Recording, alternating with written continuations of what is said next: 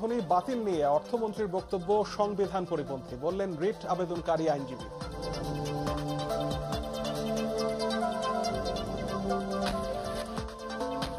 দুর্নীতির 2 মামলায় খালেদা জিয়ার ন্যায় বিচার পাওয়া নিয়ে শঙ্কা বিএনপি। নেতাকর্মীদের প্রত্যাশা পূরণে ব্যর্থ হয়েছে দলটি, বলছে আওয়ামী লীগ।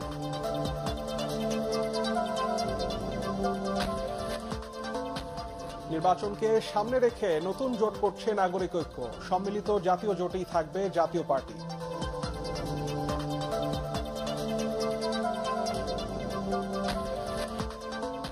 রাজধানীর বনশ্রীতে গৃহকর্মী লাইলি হত্যা মামলায় 2 জনের 3 দিনের রিমান্ড মঞ্জুর। গৃহকর্ত্রী জেল হাজতে।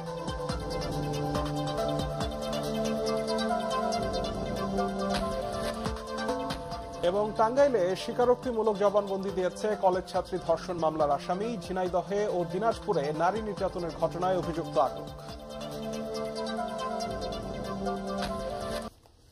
দর্শক, এতক্ষণ শুনছিলেন ইউসিবি সংবাদ শিরোনামগুলো। দেশের বৃহত্তম স্যাটেলাইট টাউনের দৃঢ়তায় আনোয়ার ইস্পাত। এবারে যাচ্ছি পুরো খবরে। সংবিধানের ষোড়শ সংশোধনী বাতিল নিয়ে অর্থমন্ত্রী আবুল মাল আব্দুল মুহিতের বক্তব্যকে সংবিধান পরিপন্থী বলে মন্তব্য করেছেন ওই সংশোধনীকে চ্যালেঞ্জ করে আদালতে রিট আবেদনকারী আইনজীবী মঞ্জিল মোর্শেদ। এটা তার ব্যক্তিগত মত বলেও মন্তব্য করেন তিনি। এদিকে ষোড়শ সংশোধনী বাতিলের সমালোচনা করে অর্থমন্ত্রীর বক্তব্যকে ভয়ঙ্কর আদালত অবমাননার শামিল বলে দাবি করেছে বিএনপি। তবে এ নিয়ে দলটির আনন্দ বেশি দিন টিকবে না বলে মনে করছে আওয়ামী লীগ। বরকতুল্লাহ সুজন জানাচ্ছেন বিস্তারিত। সংবিধানের ষোড়শ সংশোধনী বাতিলের পূর্ণাঙ্গ রায় প্রকাশের 4 দিনেও মেলেনি সরকারের পক্ষ থেকে কোনো আনুষ্ঠানিক বিবৃতি। এমন সতর্ক নীরবতায় প্রমাণ করে এ বিষয়ে সরকারের স্পর্শকাতরতা। কিন্তু শুক্রবার সিলেটে অর্থমন্ত্রী সাংবাদিকদের কাছে প্রকাশ করেন ক্ষুব্ধ প্রতিক্রিয়া। এই কনস্টিটিউশনাল অ্যামেন্ডমেন্ট আমরা আবার পাস করব এবং অনবরত করতে থাকবো, দেখি জুডিশিয়ারি কত দূর যায়। মানুষের প্রতিনিধিদের উপরে তারা খোদকারি করবে, তাদের আমরা চাকরি দেই। অর্থমন্ত্রীর এমন বক্তব্যকে তার ব্যক্তিগত অভিমত বলে মন্তব্য করেছেন আদালতের ষোড়শ সংশোধনীকে চ্যালেঞ্জ করে রিট আবেদনকারীদের পক্ষে অন্যতম আইনজীবী মঞ্জিল মোর্শেদ। ওনার বক্তব্যটা কিন্তু কোনো পার্টির বক্তব্য না, ওনার বক্তব্যটা সিম্পলি একদম ওনার ব্যক্তিগত, যেটা একদম অন্তঃসারশূন্য। এটার সঙ্গে আমাদের যে সংবিধান এবং আইন, তার সঙ্গে কোনো মিল নাই এবং এই আইন এবং সংবিধানের সম্পূর্ণ পরিপন্থী। এদিকে অর্থমন্ত্রীর বক্তব্যকে লুফে নিয়েছেন বিএনপির নেতারা। জাতীয় প্রেস ক্লাবে এক গোলটেবিল আলোচনায় দলের সিনিয়র নেতা ব্যারিস্টার মওদুদ আহমদ ওই বক্তব্যকে ভয়ঙ্কর বলে দাবি করেন। আর নয়াপল্টনে কেন্দ্রীয় কার্যালয়ে সংবাদ সম্মেলনে বিএনপির সিনিয়র যুগ্ম মহাসচিব রুহুল কবির রিজভী অভিযোগ করেন ষোড়শ সংশোধনী বাতিলের রায় নিয়ে অর্থমন্ত্রীর বক্তব্য আদালত অবমাননার শামিল। যারা এই রায়কে অবমূল্যায়ন করতে চান বা করার উদ্যোগ যদি গ্রহণ করেন, তাহলে আপনারা অনুশোচনা করবেন এবং আপনাদের এই সরকারের পতন আরো দ্রুত গতিতে হবে। আদালতের রায় নিয়ে মন্ত্রীর এ ধরনের বক্তব্য সুস্পষ্টভাবে আদালত অবমাননার শামিল এবং আইনের শাসনের প্রতি চরম ধৃষ্টতা। তবে এ ব্যাপারে আওয়ামী লীগের রয়েছে ভিন্ন মত। দলটির সাধারণ সম্পাদক ওবায়দুল কাদের বলেছেন, আদালতের রায় নিয়ে আনন্দ প্রকাশের কিছু নেই। ষোড়শ সংশোধনী বাতিলের পর মহা খুশি, আনন্দে জগাই মাথায় নৃত্য করছে। সুপ্রিম কোর্টের 9 আইনজীবীর রিট আবেদনে 2016 সালে সংবিধানের ষোড়শ সংশোধনীকে অবৈধ ঘোষণা করে হাইকোর্ট। গত 3 জুলাই আপিল বিভাগেও ওই রায় বহাল থাকে, যার পূর্ণাঙ্গ অনুলিপি প্রকাশ করা হয় গত মঙ্গলবার। বরকতুল্লাহ সুজন, এটিএন বাংলা, ঢাকা। দুর্নীতির 2 মামলায় বিএনপি চেয়ারপারসন বেগম খালেদা জিয়ার ন্যায় বিচার পাওয়া নিয়ে শঙ্কা প্রকাশ করেছে দলটি। নয়াপল্টনে দলের কেন্দ্রীয় কার্যালয়ের সংবাদ সম্মেলনে বিএনপি মহাসচিব মির্জা ফখরুল ইসলাম আলমগীর এই আশঙ্কার কথা জানান। তিনি বলেন, দুদককে ব্যবহার করে সরকার বেগম জিয়া সহ বিএনপির সিনিয়র নেতাদের দুর্নীতির অভিযোগে এনে সাজা দেওয়ার ষড়যন্ত্র করছে। মইনুল হাসানের রিপোর্ট। আমাদের লয়ার উনি কোনো কথাই বলতে পারেন না, তাকে বাধা দেওয়া হয় এবং আমি আজকে শুনলাম, আমি শুনে হতবাক হয়ে গেছি যে আমাদের লয়ারকে ইভেন শক্তি প্রদর্শনের মতো ঘটনা ঘটেছে। বিএনপি চেয়ারপারসন বেগম খালেদা জিয়ার বিরুদ্ধে চলা দুর্নীতির 2 মামলা পরিচালনার ক্ষেত্রে দুদকের আইনজীবীরা আদালতে নানা বাধার সম্মুখীন হচ্ছেন বলে সম্প্রতি অভিযোগ করেন দুদক চেয়ারম্যান ইকবাল মাহমুদ। তবে বিএনপি বলছে খালেদা জিয়ার মামলা নিয়ে দুদক চেয়ারম্যানের বক্তব্য প্রমাণ করে সরকারের এজেন্ডা বাস্তবায়নে কাজ করছেন তিনি। দুর্নীতি দমন কমিশন চেয়ারম্যানের এই বক্তব্যকে আমরা বিচার প্রক্রিয়াকে, বিশেষ করে দেশনেত্রী বেগম খালেদা জিয়ার বিচার প্রক্রিয়াকে প্রভাবিত করবার শামিল বলে মনে করছি। আমরা বেগম খালেদা জিয়ার বিরুদ্ধে দুর্নীতি দমন কমিশনের যে মামলাগুলো চলছে, এই মামলাগুলোতে ন্যায় বিচার পাওয়া নিয়ে শঙ্কিত হয়েছে। বিএনপির সিনিয়র আইনজীবীরা এই সময় অভিযোগ করেন, জিয়া চ্যারিটেবল ও জিয়া অরফানেজ ট্রাস্ট মামলায় খালেদা জিয়াকে সাজা দেওয়ার জন্য সরকার উঠে পড়ে লেগেছে। দুর্নীতি দমন কমিশনের যে চেয়ারম্যান, তিনি সরকারের মদতপুষ্ট হয়ে তিনি আদালতের উপর চাপ সৃষ্টি করছেন। অসুখ বিসুখের জন্য একটা প্রভিশন আছে যে জামিন পাওয়া যায়, এবং একবার জামিন পাওয়া গেলে সেই জামিন সহজে ক্যান্সেল করা যায় না। আজকে ম্যাডাম খালেদা জিয়া তার চিকিৎসার জন্য বিদেশে গেছেন, সে কথা বলার পরেও উনি শোকজ চেয়েছেন কেন উনি আসেন না। প্রধানমন্ত্রী থেকে শুরু করে আওয়ামী লীগ নেতারা রাষ্ট্র ক্ষমতা ব্যবহার করে বিভিন্ন সময় নিজেদের বিরুদ্ধে হওয়া অসংখ্য মামলা প্রত্যাহার করেছেন বলে সংবাদ সম্মেলনে দাবি করা হয়। মইনুল আহসান, এটিএন বাংলা, ঢাকা। বিএনপি বিগত কয়েক বছরে আন্দোলন তো দূরের কথা, নিজেদের নেতাকর্মীদের প্রত্যাশা পূরণে ব্যর্থ হয়েছে বলে মন্তব্য করেছেন আওয়ামী লীগ সাধারণ সম্পাদক ওবায়দুল কাদের। দেশবিরোধী ষড়যন্ত্রের বিরুদ্ধে আওয়ামী লীগ নেতাকর্মীদের ঐক্যবদ্ধ থাকার আহ্বান জানান তিনি। রাজধানীতে বঙ্গবন্ধুর বড় ছেলে শেখ কামালের ৬৮তম জন্মদিন উপলক্ষে আয়োজিত আলাদা অনুষ্ঠানে সড়ক পরিবহন ও সেতুমন্ত্রী এসব কথা বলেন। নিয়াজ জামান সজীবের রিপোর্ট। বঙ্গবন্ধুর বড় ছেলে শেখ কামালের ৬৮তম জন্মদিন উপলক্ষে আবাহনী মাঠে শেখ কামালের প্রতিকৃতিতে শ্রদ্ধা জানায় ওবায়দুল কাদের ও আওয়ামী লীগ নেতারা। পরে বনানী কবরস্থানে তার কবরে শ্রদ্ধা জানায় আওয়ামী লীগ ও এর অঙ্গ সহযোগী সংগঠনের নেতাকর্মীরা। এ সময় শেখ কামালের আদর্শ তরুণ প্রজন্মের কাছে সবসময় অনুসরণীয় বলে মন্তব্য করেন ওবায়দুল কাদের। বিএনপি নেতাদের সমালোচনা করে তিনি বলেন, দলটি এখন ষড়যন্ত্রের মাধ্যমে ক্ষমতায় যেতে চায়। লজ্জা যদি থাকতো এতদিন সবাই পদত্যাগ করত, তাদেরও তাদের দলের পদে থাকার কোনো অধিকার নেই। তারা আছে প্রেস ব্রিফিং, তারা আছে নালিশ, তারা আছে কান্নাকাটি। এ কান্নাকাটি করে করে তাদের কর্মসূচি পালন হয়। বিএনপির বুদ্ধিজীবীরা বলে এটা একটা কোমর ভাঙ্গা দল, হাঁটু ভাঙ্গা দল। আসলে তো বাস্তবে তাই।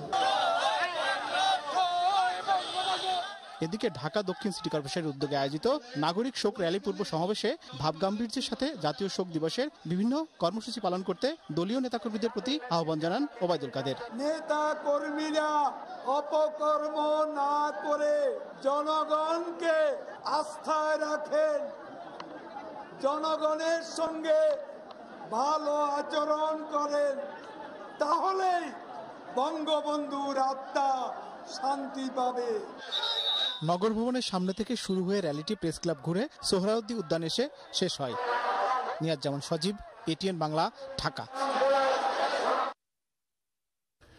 আগামী জাতীয় নির্বাচনের জন্য নাগরিক ঐক্য জোট করছে বলে জানিয়েছেন সংগঠনের আহ্বায়ক মাহমুদুর রহমান মান্না। জাতীয় প্রেস ক্লাবে এক আলোচনা সভায় তিনি বলেন, জোটের কাঠামো এখনো তৈরি না হলেও লিয়াজো কমিটি গঠন করা হয়েছে।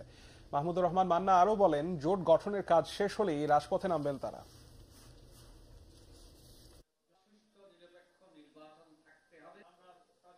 সুপ্রিম কোর্টের আপিল বিভাগ ১৬ সংশোধনী একটা রায় প্রকাশ করেছেন কেউ? আওয়ামী লীগ সরকারের মন্ত্রী, প্রাক্তন মন্ত্রীদের গায়ে মনে কেউ বিছুটি লাগিয়ে দিয়েছে। বিছুটি চেনেন? চুলকানের মাঝে পাতা দিয়ে ঘষে কিংবা গুঁড়া দেয়, সারা গায়ে খালি চুলকাতে থাকে, বাঁচতে পারে না, লাফাতে থাকে। আমি আওয়ামী লীগের মন্ত্রী, প্রাক্তন মন্ত্রীদের এই অবস্থা দেখছি। এদিকে জাতীয় পার্টির সম্মিলিত জাতীয় জোট ইউএনএতে থাকবে বলে জানিয়েছেন দলটির চেয়ারম্যান হুসেইন মোহাম্মদ এরশাদ। এক সংবাদ বিজ্ঞপ্তিতে তিনি আরও বলেন, জাতীয় পার্টির প্রেসিডিয়াম বৈঠকের সিদ্ধান্ত অনুসারেই সম্মিলিত জাতীয় জোট গঠন করা হয়েছে। এ নিয়ে দেশবাসীর মনে নতুন আশা দেখা দিয়েছে, তাই এই জোটের সাথে নতুন কেউ যুক্ত হতে চাইলে সেই সিদ্ধান্ত নেবেন শীর্ষ নেতারা। এছাড়া এই জোটের অধীনেই আগামী জাতীয় সংসদ নির্বাচনে ৩০০ আসনে প্রতিদ্বন্দ্বিতা করার প্রস্তুতি নেওয়া হচ্ছে বলেও জানানো হয় বিজ্ঞপ্তিতে।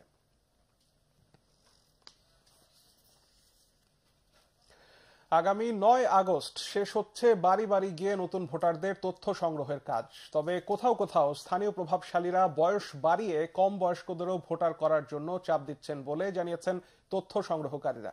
বয়স বাড়িয়ে জন্ম সনদের ব্যবস্থা করতে পারায় এই ব্যাপারে অনেকটাই নির্বিকার নির্বাচন কমিশনের মাঠ পর্যায়ের কর্মকর্তারা। বিস্তারিত একরামুল হক সায়েমের রিপোর্টে।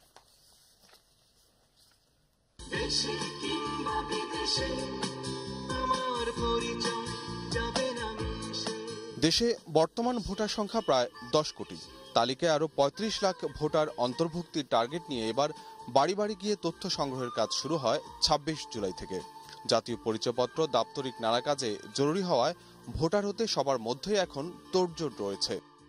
আমি যে বাংলাদেশি, আমার এটা প্রমাণই হলো আমার ভোটার আইডি। তো আমি যে কোনো সরকারি কাজ করতে গেলে এই ভোটার আইডি খুব প্রয়োজন। গার্মেন্টসে গেলে মনে করেন যে ভোটার আইডি কার্ড ছাড়া হয় না, বাইক লাইসেন্স করলে মনে করেন যে ভোটার আইডি কার্ড লাগে। তবে শহরাঞ্চলে তথ্য সংগ্রহের কাজে বিড়ম্বনায় পড়তে হয় মাঠ কর্মীদের। ফ্ল্যাট বাড়িগুলোতে প্রবেশে বাধা, সম্ভাব্য ভোটারকে বাসায় না পাওয়া সহ নানা কারণেই ঠিকমতো তথ্য সংগ্রহ করতে পারছেন না তারা। দারোয়ানরা বলতেছে যে এখানে যাওয়া যাবে না বা কি জন্য আসছেন, বিভিন্ন রকম প্রশ্ন করে। আবার অনেক বাসাতে দেখা যায় যে কলিং বেল চাপার পরেও খুলে না, খুললেও বিরক্ত বোধ করে। নিম্ন আয়ের লোকজন তারা বেশিরভাগই কাজে ব্যস্ত থাকে, এজন্য তাদের বাসায় বারবার যেতে হয়। ভোটার হতে তথ্য সংগ্রহকারীর কাছে জন্ম সনদ, শিক্ষাগত যোগ্যতার সার্টিফিকেট ও মা বাবার জাতীয় পরিচয়পত্র উপস্থাপন করতে হয়। তবে জন্ম সনদের ক্ষেত্রে প্রায় জালিয়াতির অভিযোগ রয়েছে। স্থানীয়দের চাপে অনেক সময় কম বয়স্কদেরও তালিকাভুক্ত করতে হয়। ওয়ার্ড কাউন্সিলর অফিসও গেলে সেখানে নাকি কমপক্ষে 1000 টাকা দিতে হয়। এক্ষেত্রে তারা বিড়ম্বনায় পরেও তারা সময় মতন জনসংখ্যা আমাদের সামনে দিতে পারতেছে না। এলাকার প্রতিনিধি তারা দেখা যাচ্ছে আন্ডার এজ হয়েছে, তাকেও জোর করে বলতেছে একে করেন, ভোটার করতেই হবে আপনার। বার্থ সার্টিফিকেটে বয়স হয় নাই, কিন্তু বলতেছে যে আমরা বার্থ সার্টিফিকেট করে দিব, পরবর্তীতে আপনি যদি কোনো সমস্যা ফেস করেন আমরা দেখবো আপনি ফর্ম পূরণ করেন। সো বাধ্য হয়ে আমাদের করতে হচ্ছে। জন্ম নিবন্ধন একটা রেজিস্টার্ড ডকুমেন্ট, এটা এবং নিবন্ধন কর্তৃপক্ষ দিচ্ছে। যদি তারা এটা করে থাকে এটা তাদের ফল্ট, কিন্তু আমরা তো কোনো ডকুমেন্টকে ভায়োলেট করতে পারি না। তথ্য সংগ্রহ শেষে নতুন ভোটারদের নিবন্ধন ও ছবি তোলার কাজ চলবে 5 নভেম্বর পর্যন্ত। আর এর মধ্যে নতুন কোনো ভোটারের ব্যাপারে আপত্তি জানাতে পারবে যে কেউ। Ekramul Haque Sayem, ATN Bangla, Dhaka.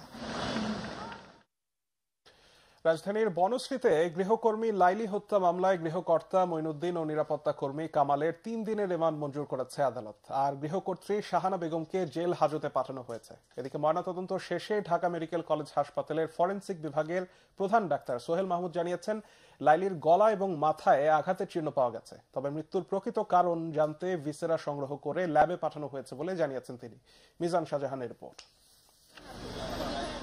Dhaka medical college হাসপাতালে প্রাথমিক ময়নাতদন্ত শেষে ফরেনসিক বিভাগের প্রধান সোহেল মাহমুদ জানিয়েছেন, গৃহকর্মী লাইলিকে হত্যা করা হয়েছে নাকি সে আত্মহত্যা করেছে তা চূড়ান্ত রিপোর্ট হাতে পাওয়ার আগে বলা যাবে না। ভিসেরা সংরক্ষণ করেছি, পাশাপাশি আমরা গলা থেকে নেক টিস্যু আমরা হিস্টোপ্যাথোলজিতে পাঠাইছি। যখন এগুলা রিপোর্ট আসবে তখন সবকিছু মিলিয়ে আমরা নিশ্চিত হতে পারবো সে কি জন্য মারা গেছে। এদিকে পুলিশ বলছে, লাইলির স্বামীর বড় ভাই শহীদুল ইসলাম 3 জনকে আসামি করে মামলা করলেও গৃহকর্ত্রী শাহানা বেগম শারীরিক প্রতিবন্ধী হওয়ায় তাকে তাৎক্ষণিক গ্রেপ্তার না করে নজরদারিতে রাখা হয়েছিল। পরে মামলা তদন্তের স্বার্থে তাকেও গ্রেপ্তার করা হয়।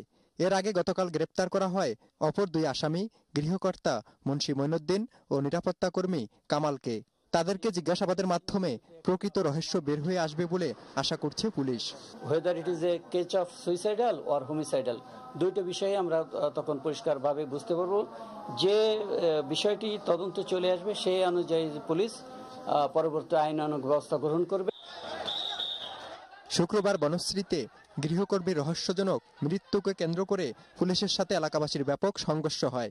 আহত হয় 3 পুলিশ সদস্য সহ বেশ কয়েকজন। পুলিশের উপর হামলার ঘটনায় অজ্ঞাতনামা বেশ কয়েকজনের নামে আরেকটি মামলা করা হয়েছে। আমাদের একজন এডিসি সহ 10 জন পুলিশের সদস্য আহত হয়েছিল এই ঘটনায়। পুলিশের কাজে বাধা দানের জন্য অজ্ঞাত পরিচয় কিছু লোকের বিরুদ্ধে একটা মামলা পুলিশ বাদী হয়েছে। বনশ্রীতে মুন্সি মঈনুদ্দিনের 7তলা ভবনের নিচতলা থেকে শুক্রবার উদ্ধার করা হয় গৃহকর্মী লাইলি আক্তারের লাশ। স্থানীয়দের অভিযোগ, ওই বাসায় এর আগেও গৃহকর্মী নির্যাতন হয়েছে, আর তাই এই ঘটনাটি শুনেই বিচারের দাবিতে তারা আন্দোলনে নেমেছিলেন। তবে পুলিশ বলছে, গৃহকর্মীর রহস্যজনক মৃত্যুর খবরের সাথে সাথে এত লোকের সমাগম ও পুলিশের উপর হামলার নেপথ্যে কারো ইন্ধন রয়েছে কিনা তা খতিয়ে দেখা হচ্ছে। মিজান শাহজাহান, এটিএন বাংলা, ঢাকা। ঝিনাইদহে এক গৃহবধূকে বিদেশে চাকরি দেওয়ার কথা বলে রাজধানীর মিরপুরের একটি বাসায় আটকে রেখে ধর্ষণের পর আপত্তিকর ভিডিও চিত্র ইন্টারনেটে ছেড়ে দেওয়ার ঘটনায় অভিযুক্ত খোকন মোল্লাকে গ্রেফতার করেছে পুলিশ। আর দিনাজপুরে মানসিক ভারসাম্যহীন এক নারীকে ধর্ষণের অভিযোগে সোহেল নামে একজনকে আটক করা হয়েছে। এদিকে ছাত্রী ধর্ষণ ও নির্যাতনের ঘটনায় আজও বগুড়ায় বিক্ষোভ সমাবেশ অনুষ্ঠিত হয়েছে। এছাড়া টাঙ্গাইলে কলেজ ছাত্রীকে ধর্ষণের আসামি বাদল মিয়া আদালতের স্বীকারোক্তিমূলক জবানবন্দি দিয়েছেন।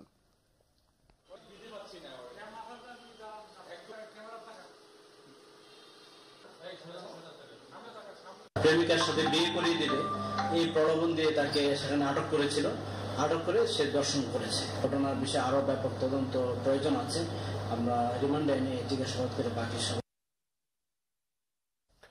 ভিসা জটিলতা সহ নানা কারণে হজ ফ্লাইট বাতিলের সংকট কাটাতে আরও 20টি ফ্লাইটের জন্য বাংলাদেশ বিমান এবং সৌদি এয়ারলাইন্সের কাছে আবেদনের কথা জানিয়েছেন হজ অফিসের পরিচালক সাইফুল ইসলাম। প্রায় 25,000 ভিসাপ্রাপ্ত যাত্রী হাতে থাকায় আর যাত্রী সংকটের কারণে ফ্লাইটের শিডিউল বাতিল হবে না বলেও প্রত্যাশা করছে হজ অফিস। এদিকে কোনো এজেন্টের বিরুদ্ধে গাফিলতির সুনির্দিষ্ট অভিযোগ পেলে সাংগঠনিক ব্যবস্থা নেওয়ার ঘোষণা দিয়েছেন হাব মহাসচিব শাহাদাত হোসেন তসলিম। বিস্তারিত জানাচ্ছেন শফিকুল ইসলাম শামীম। যাত্রী সংকটের কারণ দেখিয়ে বিমানের বেশ কিছু ফ্লাইট বাতিল করার পর নড়েচড়ে বসে ধর্ম মন্ত্রণালয় ও হজ এজেন্সিগুলো। প্রথম দিকে হজ অফিসে পাসপোর্ট জমার হার কম থাকলেও এখন প্রতিদিনই বাড়ছে পাসপোর্ট জমা দেওয়ার সংখ্যা। তাই যাত্রী সংকটের কারণে আর ফ্লাইট বাতিল হবে না, এমনটাই বলছে হজ অফিস। ফ্লাইট বাতিলের কারণে সৌদি যেতে না পারা প্রায় 8,000 যাত্রীর ব্যাপারেও দ্রুত পদক্ষেপ নেওয়ার কথা বলছে কর্তৃপক্ষ। প্রায় 25,000 হজ যাত্রীর ভিসাযুক্ত পাসপোর্ট হাতে আছে। তো আমরা ক্রমশই পাসপোর্ট আমরা এখন বেশি পাচ্ছি। 40,000 হজ যাত্রী ইতোমধ্যেই সৌদি আরবে গমন করেছেন এবং তার বিপরীতে আমাদের ভিসা হয়েছে প্রায় 65,000। হজ এজেন্সিদের সংগঠন হাবের পক্ষ থেকে বলা হচ্ছে এমন ঘটনার জন্য কেউই প্রস্তুত ছিল না। হজ যাত্রীদের যথাসময়ে সৌদি পাঠানোর জন্য তারা সব এজেন্সিকে নির্দেশনা দিয়েছে। এছাড়া কোনো এজেন্সির গাফিলতি থাকলে তাদের বিরুদ্ধে ব্যবস্থা নেওয়ার ঘোষণা দেওয়া হয় হাবের পক্ষ থেকে। সমস্ত হাজি সাহেবানদেরকে যথাসময়ে সৌদি আরব প্রেরণ করার জন্য হাব এবং মন্ত্রণালয় একসাথে কাজ করছে। প্রথমত এজেন্টদের উপরে আমাদের কড়া নজরদারি আছে। আমাদের কয়েকটা উপকমিটি করা হয়েছে। এই ক্ষেত্রে যদি হাবের কোনো সদস্যের কোনো রকমের গাফিলতি থাকে হাব ব্যবস্থা নেবে। এদিকে আশকোনা হজ ক্যাম্পে আসা অনেক যাত্রী এখনো তাদের হাতে পাসপোর্ট ভিসা না পেয়ে হতাশ। ভিসা পাসপোর্ট সেটাও পায়নি, মলবিরাও পালে বেড়াচ্ছে, কাকও পায়নি। কিভাবে কি হবে আল্লাহ পাকি জানে। বিমানের শিডিউলটা বলতে পারছি না, এখন কবে পাবো সে আশায় আমরা আছি আর কি। পাসপোর্ট ভিসা হাতে পাই নাই, আমরা হাজি ক্যাম্পে এসে অপেক্ষা করছি। টাকা জমা দিয়েও যথাসময়ে যেতে না পারা অনেক যাত্রী হজ এজেন্সিগুলোকেই দায়ী করছেন। শফিকুল ইসলাম শামীম, এটিএন বাংলা, ঢাকা। বাণিজ্যমন্ত্রী তোফায়েল আহমেদ বলেছেন, কোনো সহায়ক সরকার নয়, প্রধানমন্ত্রী শেখ হাসিনার অধীনে আগামী সংসদ নির্বাচন হবে। তার মতে নির্বাচনে অংশ না নিলে বিএনপি চরম ভুল করবে।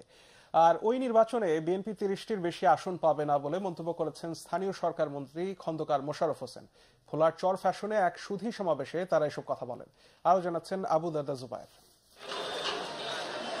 দ্বীপ জেলা ভোলার সীমান্ত উপজেলা চর ফ্যাশনে 8 বছরে 3,000 কোটি টাকার উন্নয়ন প্রকল্প হয়েছে।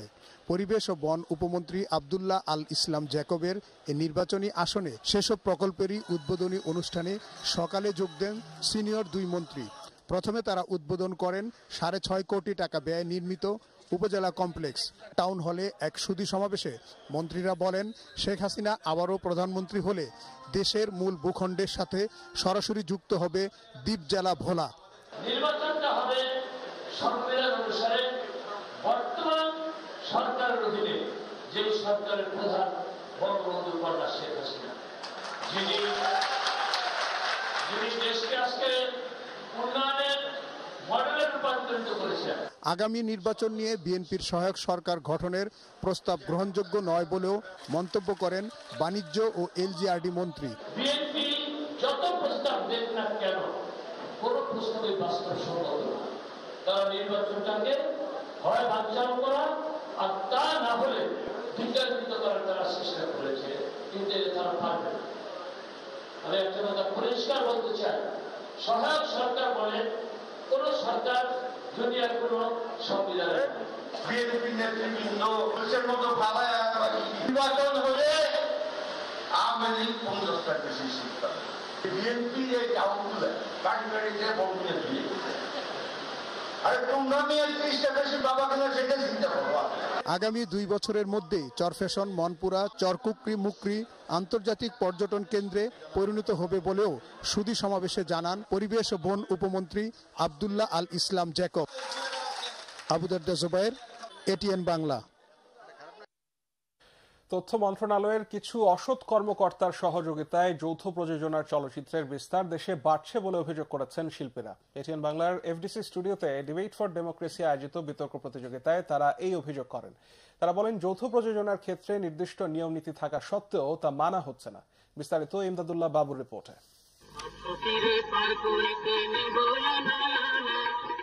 একসময়ের বাংলা চলচ্চিত্র এখন সোনালী অতীত, কারণ ভালো মানের ছবির অভাবে এখন হলমুখী নন দর্শকরা। তাই দর্শকদের হলমুখী করতে এখন চলছে ভারতীয় প্রযোজকদের সাথে নিয়ে যৌথ প্রযোজনায় ছবি নির্মাণ। তবে বিষয়টি নিয়ে বিভিন্ন মহলে বেশ সমালোচনাও রয়েছে। এটিএন বাংলা ও ডিবেট ফর ডেমোক্রেসি আয়োজিত বিশ্ববিদ্যালয় পর্যায়ের বিতর্ক প্রতিযোগিতায় এবারের বিষয় যৌথ প্রযোজনার চলচ্চিত্র দেশীয় চলচ্চিত্রের জন্য হুমকি নয়। শহরের সিনে কমপ্লেক্স গুলো যখন মানুষ বাইরে সিনেমাগুলো প্রকাশ করছে, আছে কি সেটি দেশের জন্য হুমকি না? যৌথ প্রযোজনার চলচ্চিত্র অবশ্যই দেশীয় চলচ্চিত্রের জন্য একটি হুমকি। এতে নির্ধারিত বক্তব্যের পর্বে চলচ্চিত্র সংশ্লিষ্টরা যৌথ প্রযোজনার নামে কি চলছে সে বিষয়ে খোলামেলা কথা বলেন।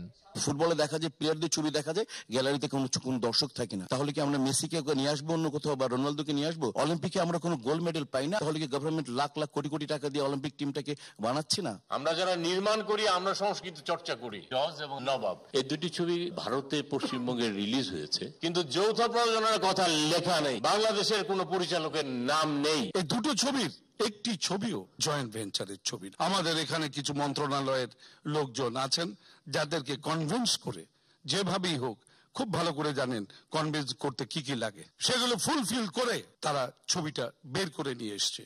এই তখনই আমাদের ইন্ডাস্ট্রি থেকে চিৎকার হয়েছে। এ সময় ডিবেট ফর ডেমোক্রেসির চেয়ারম্যান হাসান আহমেদ চৌধুরী কিরণ এ সংক্রান্ত নীতিমালা দ্রুত বাস্তবায়নের তাগিদ দেন।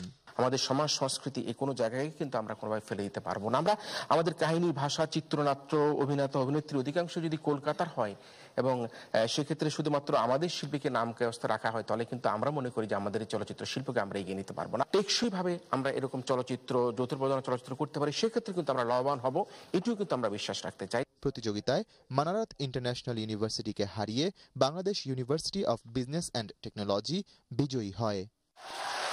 ইমদাদুল্লাহ বাবু, এটিএন বাংলা, ঢাকা।